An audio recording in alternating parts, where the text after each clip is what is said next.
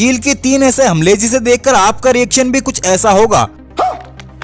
सबसे पहले आप इस फुटेज को देखिए। पहली बार देखने पर तो कुछ पता ही नहीं चलता कि आखिर ये हुआ क्या, लेकिन जब हम इस वीडियो को स्लो मोशन में देखेंगे तो हमें पता चलेगा कि चील इस पक्षी की गर्दन ही उड़ा ले गया। आपको जानकर हैरानी होगी कि इस दौरान इस चील की गति 320 किलोमीटर प्रति घंटा थी। अब चील के इस हमले को देखिए। इसमें चील पहाड़ पर चढ़ रही बकरियों में से एक बकरी को नीचे गिरा देता है, जिससे उस बकरी की मौत हो जाती है और उसके बाद ये चील उसे आराम से खा जाता है। और अब इस लड़ाई को देखिए। इसमें ये चील इतनी बड़ी लोमड़ी को भी अपना शिकार बना लेता है।